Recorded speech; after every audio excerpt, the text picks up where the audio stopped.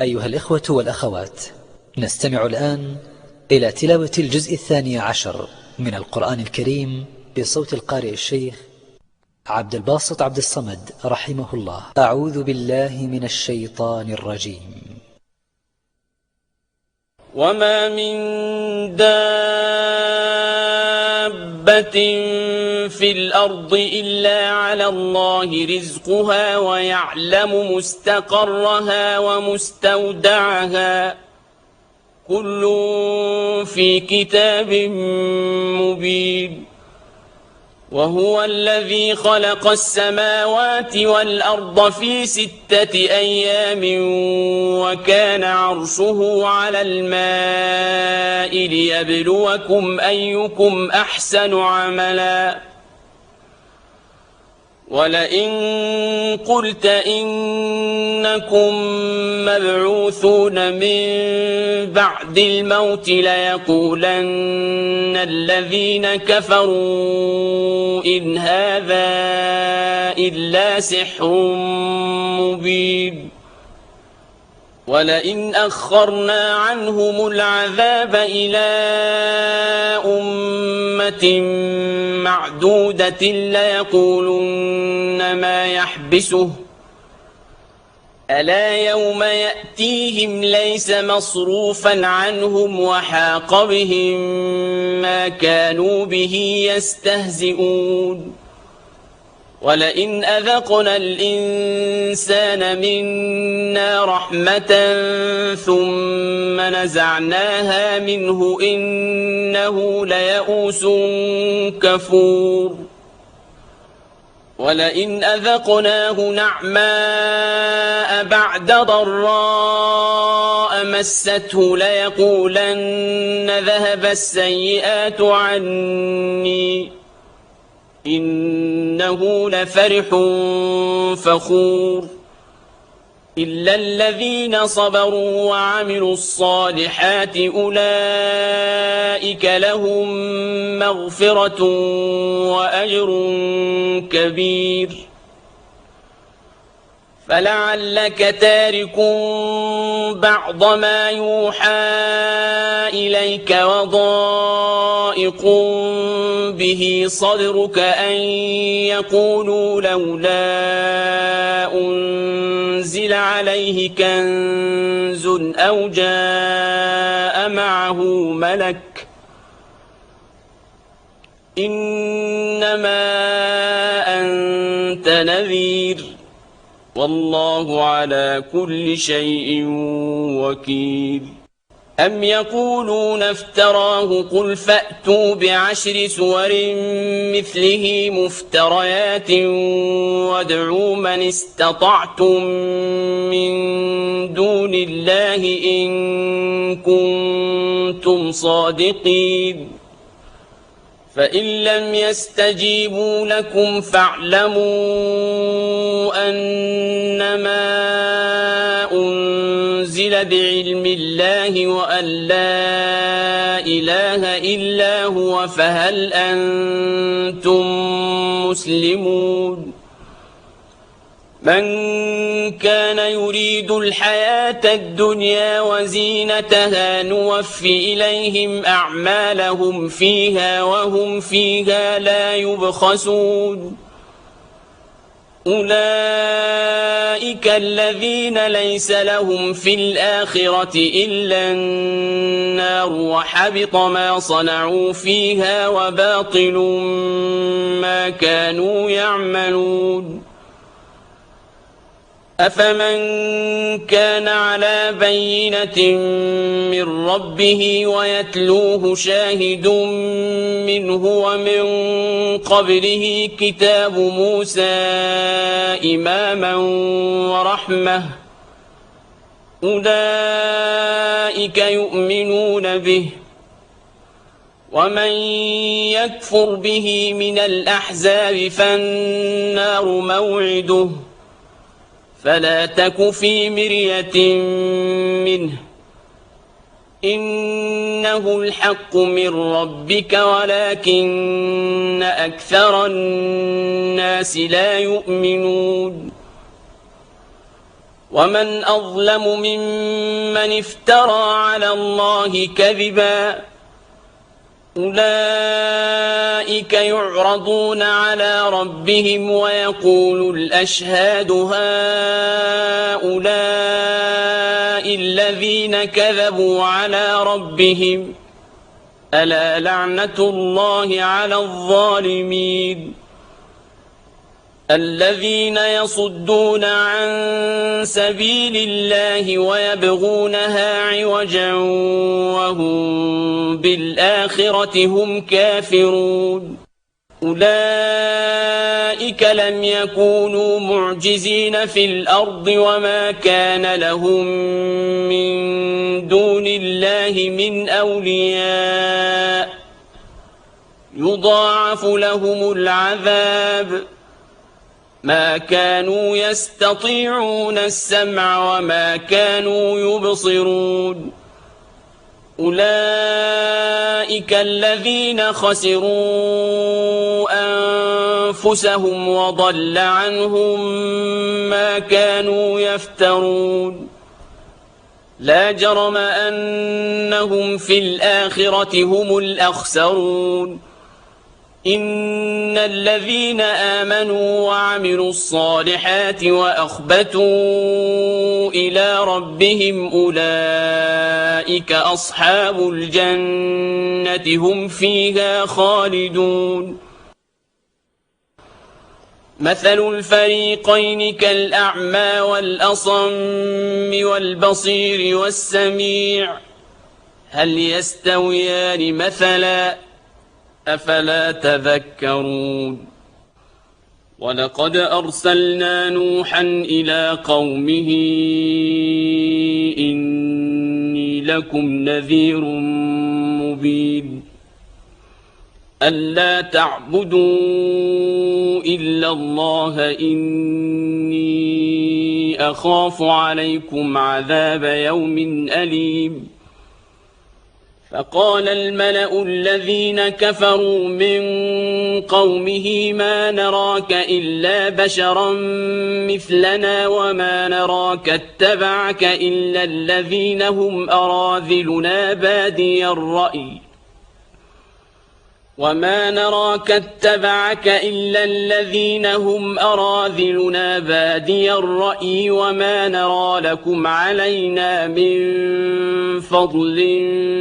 بل نظنكم كاذبين قال يا قوم أرأيتم إن كنت على بينة من ربي وآتاني رحمة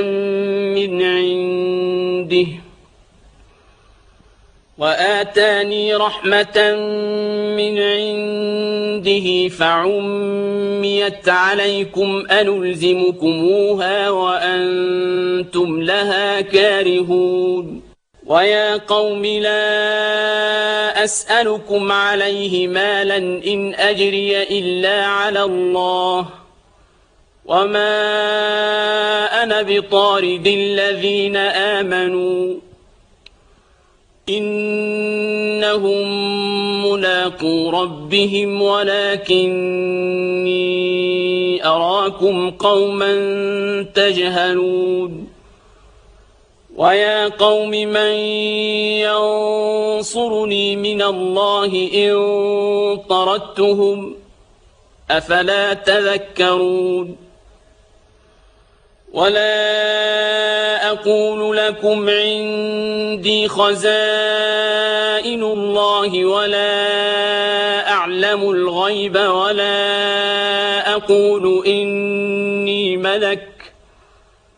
ولا أقول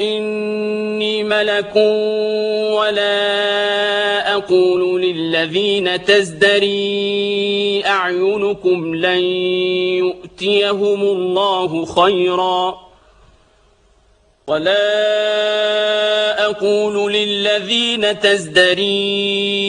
أعينكم لن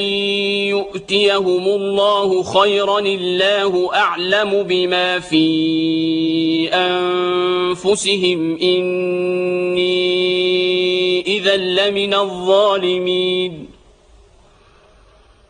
قالوا يا نوح قد جادلتنا فأكثرت جدالنا فأتنا بما تعدنا إن كنت من الصادقين قال إنما يأتيكم به الله إن شاء وما أنتم بمعجزين ولا ينفعكم نصحي إن أردت أن أنصح لكم إن كان الله يريد أن يغويكم هو ربكم وإليه ترجعون أم يقولون افتراه قل إن افتريته فعلي إجرامي وأنا بريء مما تجرمون وأوحي إلى نوح أنه لن يؤمن من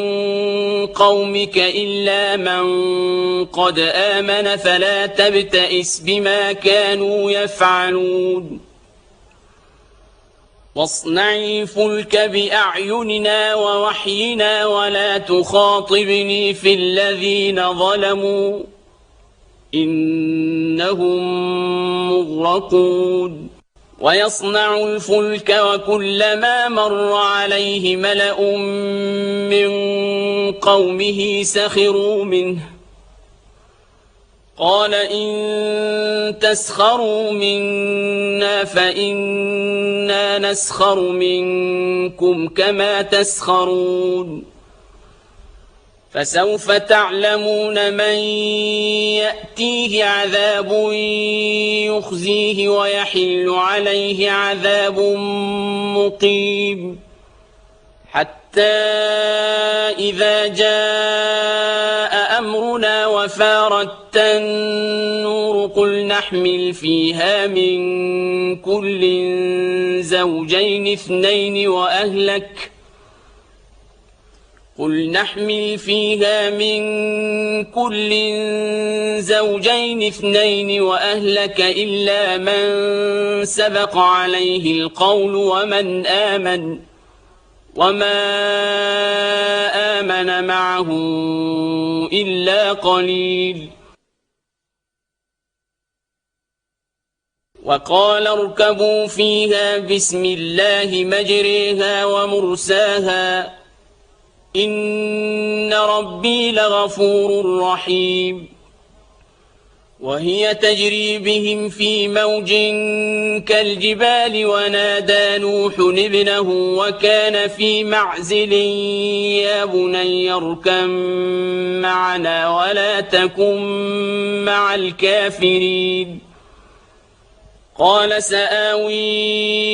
إلى جبل يعصمني من الماء قال لا عاصم اليوم من أمر الله إلا من رحم وحال بينهما الموج فكان من المغرقين وقيل يا أرض ابلعي ماءك ويا سماء أقلعي وغيض الماء وقضي الأمر واستوت على الجودي وقيل بعدا للقوم الظالمين ونادى نوح ربه فقال رب إن ابني من أهلي وإن وعدك الحق وأنت أحكم الحاكمين قال يا نوح إنه ليس من أهلك إنه عمل غير صالح فلا تسألني ما ليس لك به علم إني أعظك أن تكون من الجاهلين قال رب إني أعوذ بك أن أسألك ما ليس لي به علم وإلا تغفر لي وترحمني أكن من الخاسرين قيل يا نوح اهبط بسلام منا وبركات عليك وعلى ممن معك وأمم سنمتعهم ثم يمسهم منا عذاب أليم تلك من أنباء الغيب نوحيها إليك ما كنت تعلمها أنت ولا قومك من قبل هذا فاصبر إن العاقبة للمتقين وإلى عاد أخاهم هودا قال يا قوم اعبدوا الله ما لكم من إله غيره إن أنتم إلا مفترون يا قوم لا أسألكم عليه أجرا إن أجري إلا على الذي فطرني أفلا تعقلون ويا قوم استغفروا ربكم ثم توبوا إليه يرسل السماء عليكم مدرارا ويزدكم قوة إلى قوتكم ولا تتولوا مجرمين قالوا يا هود ما جئتنا ببينة وما نحن بتاركي آلهتنا عن قولك وما نحن لك بمؤمنين إن نقول إلا اعتراك بعض آلهتنا بسوء قال إني أشهد الله واشهدوا أني بريء مما تشركون من دونه فكيدوني جميعا ثم لا تنظرون إني توكلت على الله ربي وربكم ما من دابة إلا هو آخذ بناصيتها إن ربي على صراط مستقيم فإن تولوا فقد أبلغتكم ما أرسلت به إليكم ويستخلف ربي قوما غيركم ولا تضرونه شيئا إن ربي على كل شيء حفيظ ولما جاء أمرنا نجينا هودا والذين آمنوا معه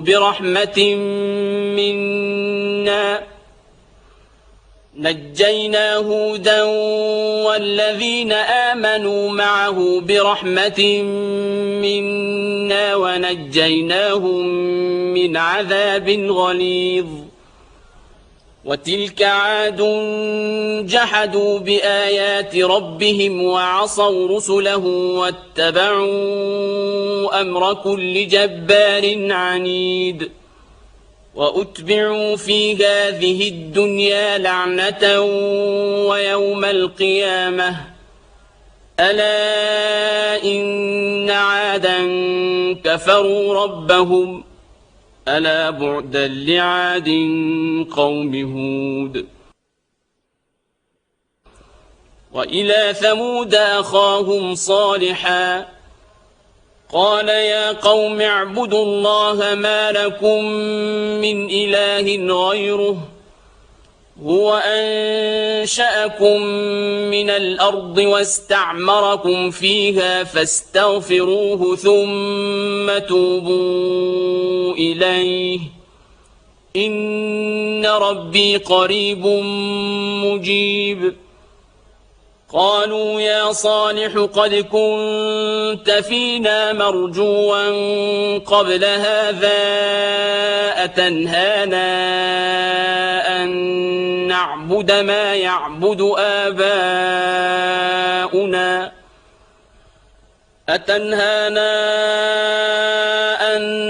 نعبد ما يعبد آباؤنا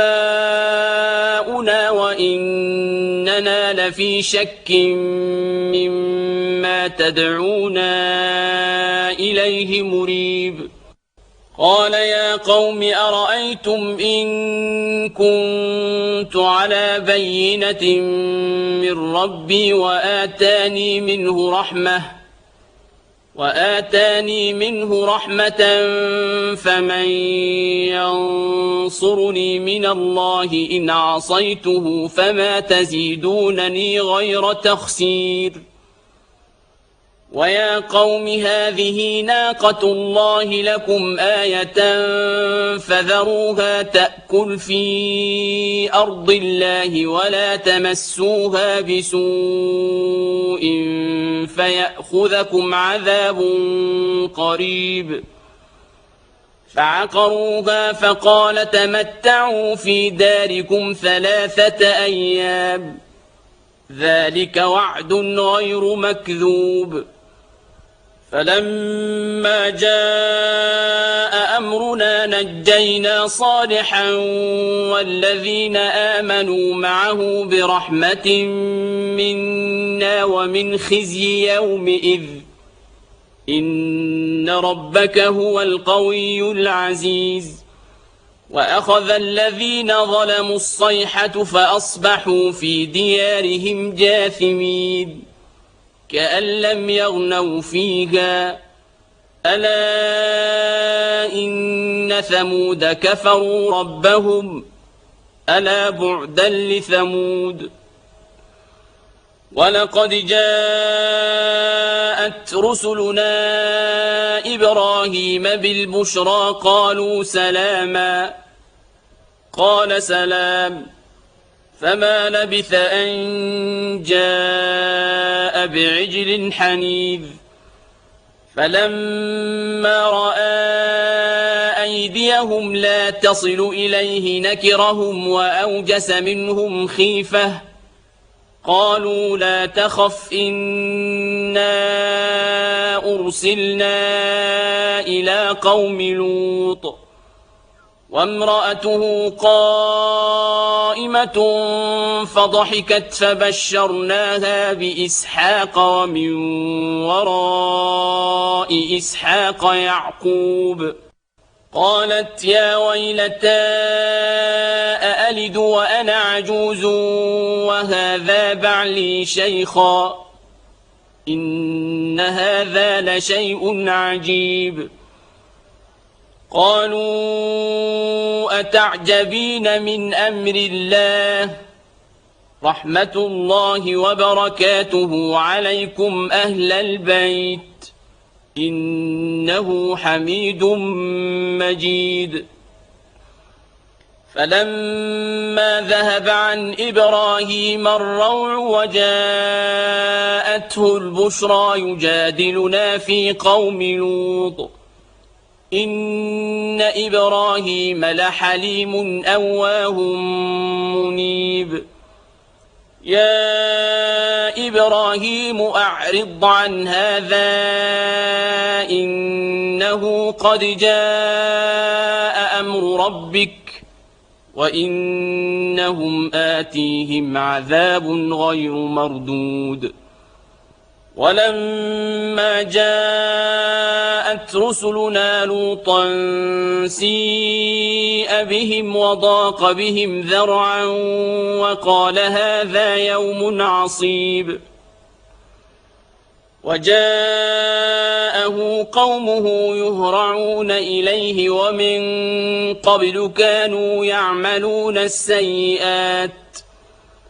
قال يا قوم هؤلاء بناتي هن أطهر لكم فاتقوا الله ولا تخزون في ضيفي أليس منكم رجل رشيد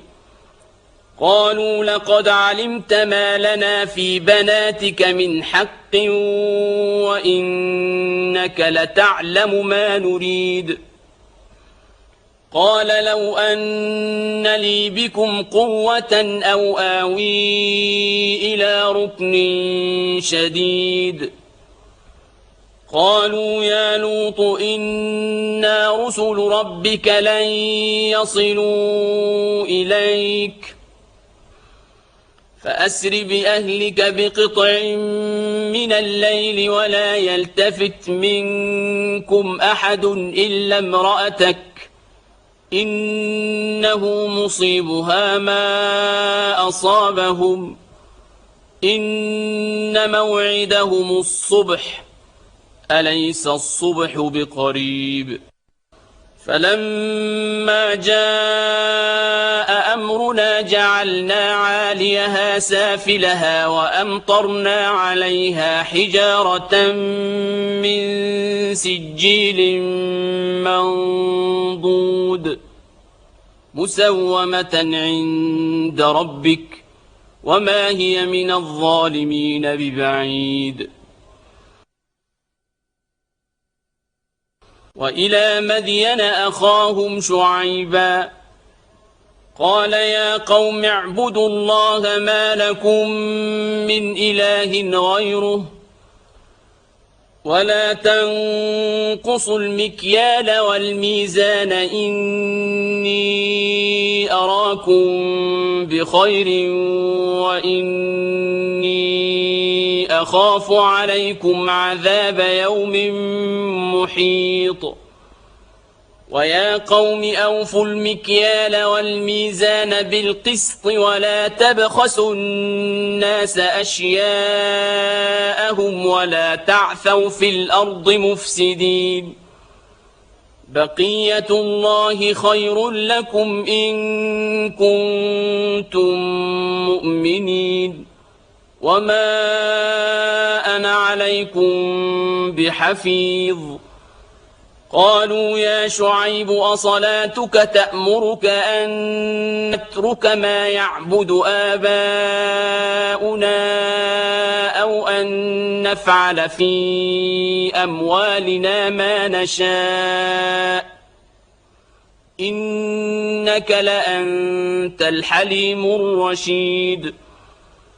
قال يا قوم أرأيتم إن كنت على بينة من ربي ورزقني منه رزقا حسنا وما أريد أن أخالفكم إلى ما أنهاكم عنه إن أريد إلا الإصلاح ما استطعت وما توفيقي إلا بالله عليه توكلت وإليه أنيب. ويا قوم لا يجرمنكم شقاقي أن يصيبكم مثل ما أصاب قوم نوح أو قوم هود أو قوم صالح وما قوم لوط منكم ببعيد. واستغفروا ربكم ثم توبوا إليه إن ربي رحيم ودود. قالوا يا شعيب ما نفقه كثيرا مما تقول وإنا لنراك فينا ضعيفا ولولا رهطك لرجمناك وما أنت علينا بعزيز. قال يا قوم أرهطي أعز عليكم من الله واتخذتموه وراءكم ظهريا إن ربي بما تعملون محيط. ويا قوم اعملوا على مكانتكم إني عامل سوف تعلمون من يأتيه عذاب يخزيه ومن هو كاذب وارتقبوا إني معكم رقيب. ولما جاء أمرنا نجينا شعيبا والذين آمنوا معه برحمة منا وأخذت الذين ظلموا الصيحة فأصبحوا في ديارهم جاثمين كأن لم يغنوا فيها ألا بعدا لمدين كما بعدت ثمود ولقد أرسلنا موسى بآياتنا وسلطان مبين إلى فرعون وملئه فاتبعوا أمر فرعون وما أمر فرعون برشيد يقدم قومه يوم القيامة فأوردهم النار وبئس الورد المورود وأتبعوا في هذه لعنة ويوم القيامة بئس الرفد المرفود ذلك من أنباء القرى نقصه عليك منها قائم وحصيد وما ظلمناهم ولكن ظلموا أنفسهم فما أغنت عنهم آلهتهم التي يدعون من دون الله من شيء لما جاء أمر ربك وما زادوهم غير تتبيب وكذلك أخذ ربك إذا أخذ القرى وهي ظالمة إن أخذه أليم شديد إن في ذلك لآية لمن خاف عذاب الآخرة ذلك يوم مجموع له الناس وذلك يوم مشهود وما نؤخره إلا لأجل معدود يوم يأتي لا تكلم نفس إلا بإذنه فمنهم شقي وسعيد فأما الذين شقوا ففي النار لهم فيها زفير وشهيق خالدين فيها ما دامت السماوات والأرض إلا ما شاء ربك إن ربك فعال لما يريد وأما الذين سعدوا ففي الجنة خالدين فيها ما دامت السماوات والأرض إلا ما شاء ربك عطاء غير مجذوذ فلا تك في مرية مما يعبد هؤلاء ما يعبدون إلا كما يعبد آباؤهم من قبل وإنا لموفوهم نصيبهم غير منقوص ولقد آتينا موسى الكتاب فاختلف فيه ولولا كلمة سبقت من ربك لقضي بينهم وإنهم لفي شك منه مريب وإن كلا لما ليوفينهم ربك أعمالهم إنه بما يعملون خبير فاستقم كما أمرت ومن تاب معك ولا تطغوا إنه بما تعملون بصير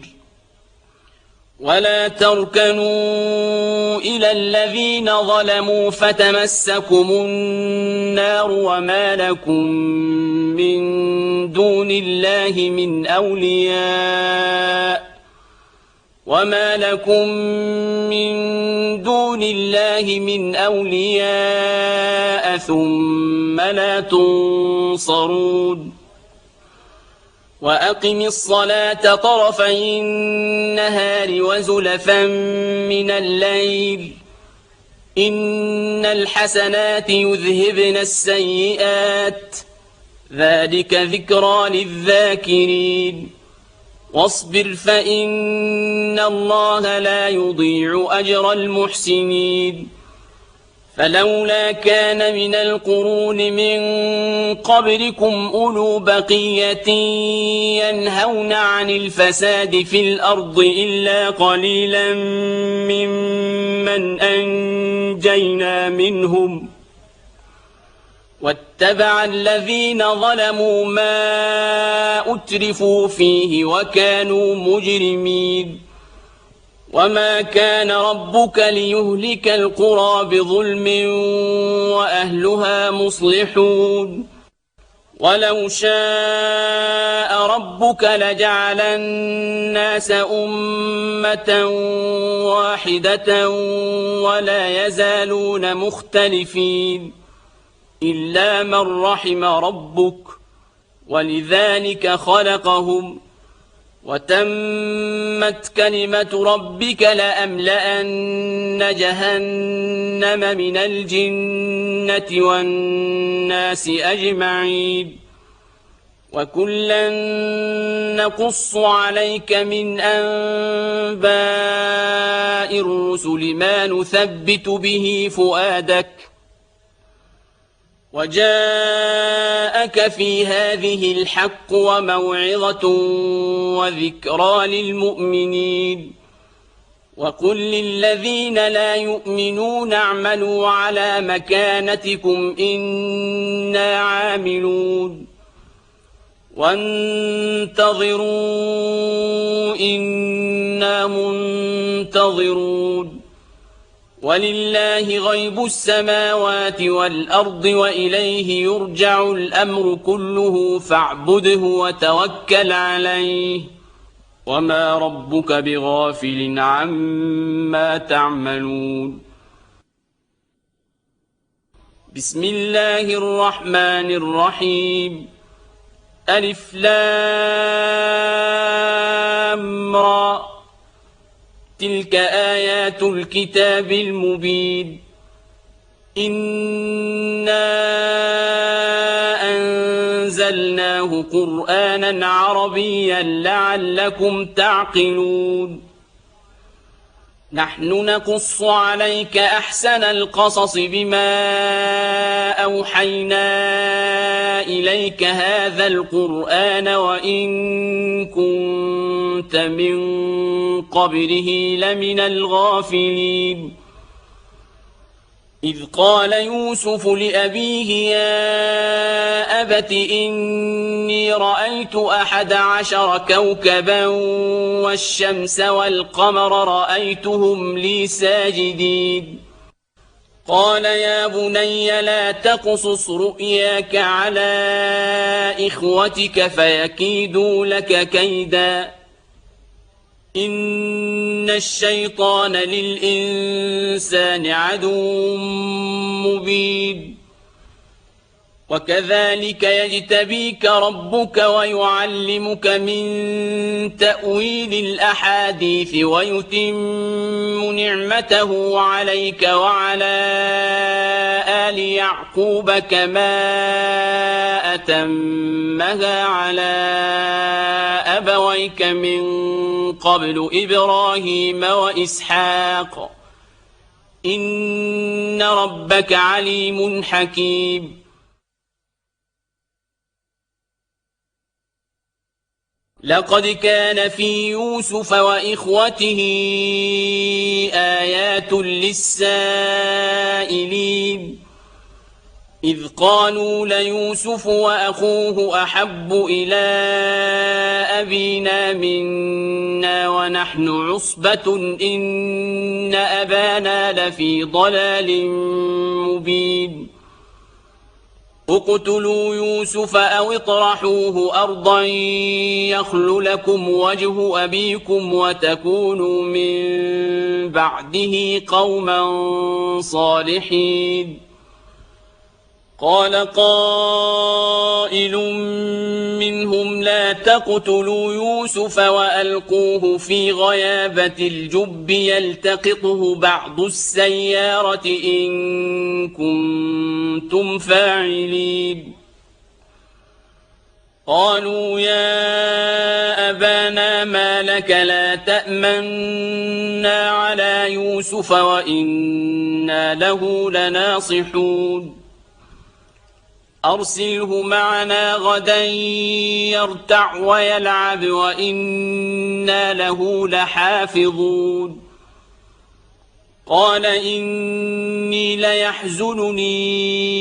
أن تذهبوا به وأخاف أن يأكله الذئب وأنتم عنه غافلون. قالوا لئن أكله الذئب ونحن عصبة إنا إذا لخاسرون. فلما ذهبوا به وأجمعوا أن يجعلوه في غيابة الجب وأوحينا إليه لتنبئنهم بأمرهم هذا وهم لا يشعرون. وجاءوا أباهم عشاء يبكون. قالوا يا أبانا إنا ذهبنا نستبق وتركنا يوسف عند متاعنا فأكله الذئب وما أنت بمؤمن لنا ولو كنا صادقين. وجاءوا على قميصه بدم كذب. قال بل سولت لكم أنفسكم أمرا فصبر جميل والله المستعان على ما تصفون. وجاءت سيارة فأرسلوا واردهم فأدلى دلوه قال يا بشرى هذا غلام وأسروه بضاعة والله عليم بما يعملون. وشروه بثمن بخس دراهم معدودة وكانوا فيه من الزاهدين. وقال الذي اشتراه من مصر لامرأته أكرمي مثواه عسى أن ينفعنا أو نتخذه ولدا. وكذلك مكنا ليوسف في الأرض ولنعلمه من تأويل الأحاديث والله غالب على أمره ولكن أكثر الناس لا يعلمون. ولما بلغ أشده آتيناه حكما وعلما وكذلك نجزي المحسنين. وراودته التي هو في بيتها عن نفسه وغلقت الأبواب وقالت هيت لك. قال معاذ الله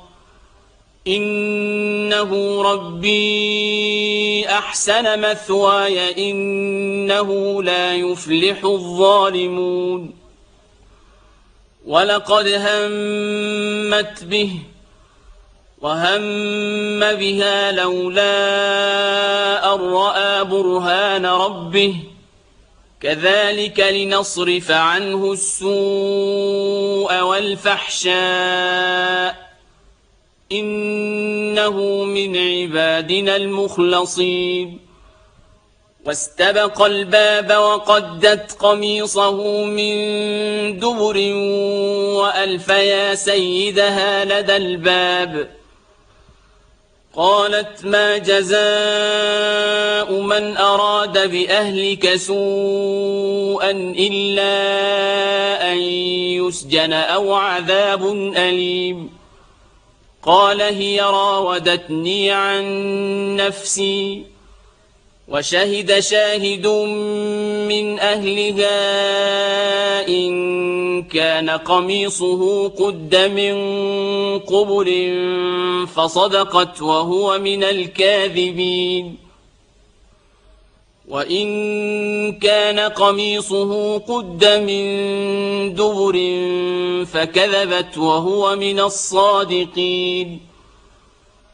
فلما رأى قميصه قد من دبر قال إنه من كيدكن إن كيدكن عظيم. يوسف أعرض عن هذا واستغفري لذنبك إنك كنت من الخاطئين. وقال نسوة في المدينة امرأة العزيز تراود فتاها عن نفسه قد شغفها حبا إنا لنراها في ضلال مبين. فلما سمعت بمكرهن أرسلت إليهن وأعتدت لهن متكئا وآتت كل واحدة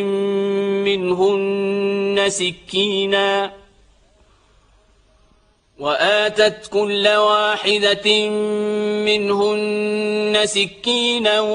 وقالت اخرج عليهن. فلما رأينه أكبرنه وقطعن أيديهن وقلن حاش لله ما هذا بشرا إن هذا إلا ملك كريم. قالت فذلكن الذي لمتنني فيه ولقد راودته عن نفسه فاستعصم ولئن لم يفعل ما آمره ليسجنن وليكونا من الصاغرين. قال رب السجن أحب إلي مما يدعونني إليه وإلا تصرف عني كيدهن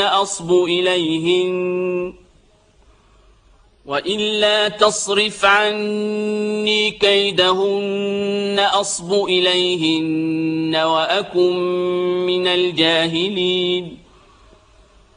فاستجاب له ربه فصرف عنه كيدهن إنه هو السميع العليم. ثم بدا لهم من بعد ما رأوا الآيات ليسجننه حتى حين. ودخل معه السجن فتيان قال أحدهما إني أراني أعصر خمرا وقال الآخر إني أراني أحمل فوق رأسي خبزا تأكل الطير منه نبئنا بتأويله إنا نراك من المحسنين. قال لا يأتيكما طعام ترزقانه إلا نبأتكما بتأويله قبل أن يأتيكما ذلكما مما علمني ربي إني تركت ملة قوم لا يؤمنون بالله وهم بالآخرة هم كافرون. واتبعت ملة آبائي إبراهيم وإسحاق ويعقوب ما كان لنا أن نشرك بالله من شيء ذلك من فضل الله علينا وعلى الناس ولكن أكثر الناس لا يشكرون يا صاحبي السجن أأرباب متفرقون خير أم الله الواحد القهار ما تعبدون من دونه إلا أسماء سميتموها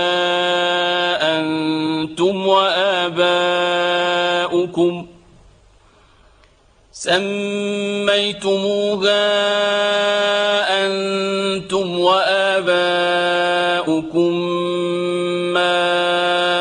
أنزل الله بها من سلطان إن الحكم إلا لله أمر ألا تعبدوا إلا إياه ذلك الدين القيم ولكن أكثر الناس لا يعلمون يا صاحبي السجن أما أحدكما فيسقي ربه خمرا وأما الآخر فيصلب فتأكل الطير من رأسه قضي الأمر الذي فيه تستفتيان وقال للذي ظن أنه ناج منهما اذكرني عند ربك فأنساه الشيطان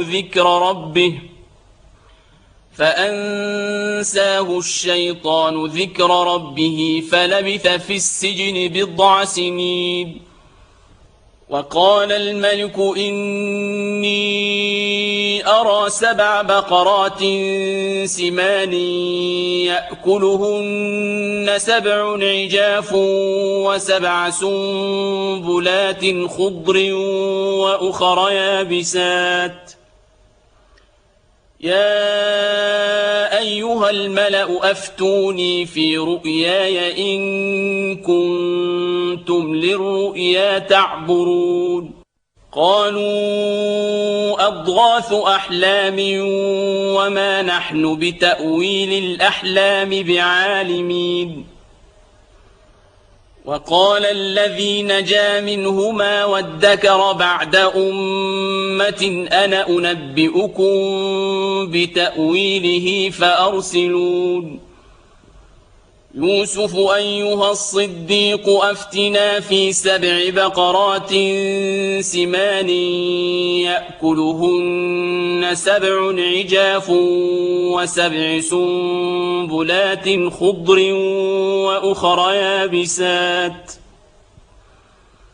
وأخر يابسات لعلي أرجع إلى الناس لعلهم يعلمون قال تزرعون 7 سنين دأبا فما حصدتم فذروه في سنبله إلا قليلا مما تأكلون ثم يأتي من بعد ذلك 7 شداد يأكلن ما قدمتم لهن إلا قليلا مما تحصنون ثم يأتي من بعد ذلك عام فيه يغاث الناس وفيه يعصرون وقال الملك ائتوني به فلما جاءه الرسول قال ارجع إلى ربك فاسأله ما